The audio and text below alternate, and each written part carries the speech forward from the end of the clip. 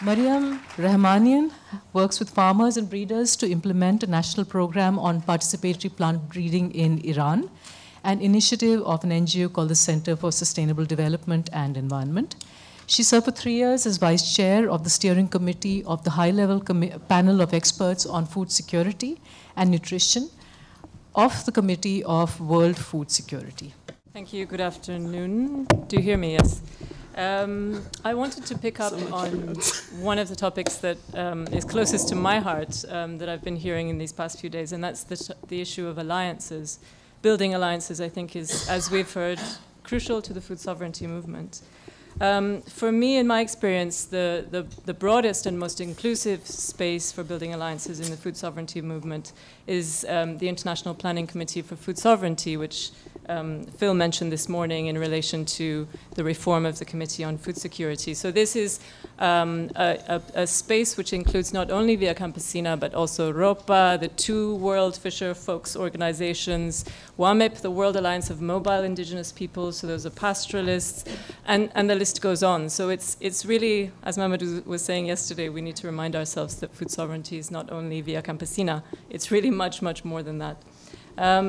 I was a regional focal point of the IPC, the International Planning Committee for Food Sovereignty, between 2002 and 2012, a regional focal point for West Asia, because the structure was that there were constituencies, but also thematic focal points and regional focal points, which allowed for regions like my own, who might otherwise have been absent from the food sovereignty debate, to be present. And I think when I look back, I think the experience of being in the IPC teaches us how important it is to have alliances, but also how difficult and how challenging it can be. Because there are different interests, and there are different cultures, different cosmovisions, different ways of doing things. And just as an example, my own personal experience, because my NGO, we work with farmers and with nomadic pastoralists in Iran. And the first couple of years in the IPC, at every meeting, I was like a broken record player saying, and what about the pastoralists? And what about the pastoralists? And what about the pastoralists? To the point of, in one meeting, almost like feeling tears, just because it felt like nobody understood, no? That there's more than just farmers, and there's more than... Anyway, but we've progressed since then, happily. And I think that what is important is for us to think about how we create these alliances, and we need to think about the methodologies we have of creating alliances. I think that it's important to look critically at the conflicts that we have. The interests are not all the same. And I remember when I tried to speak about pastoralists the first couple of years, the feeling was that's a really contentious issue, because in some parts of the world there are conflicts, armed conflicts. People are dying between farmers and pastoralists, and so that's really taboo. Please don't bring it up.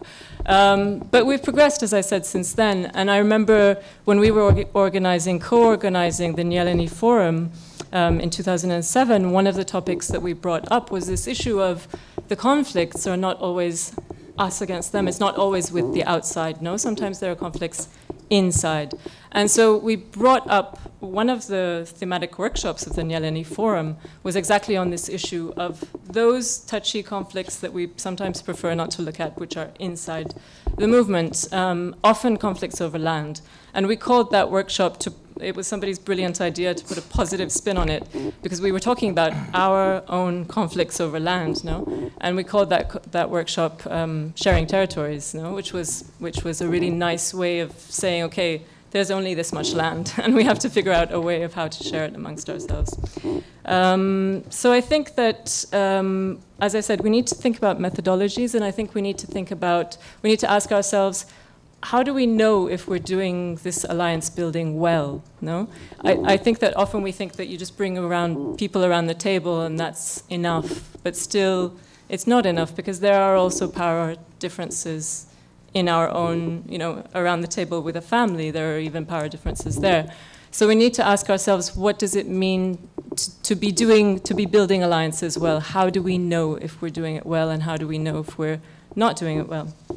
And so from alliances, I'd like to come to another area of alliances, which is the alliances between the food sovereignty movement, the activists and the peasants and so on, and academics, because it's a new kind of alliance which I feel is kind of growing, as evidenced by this conference.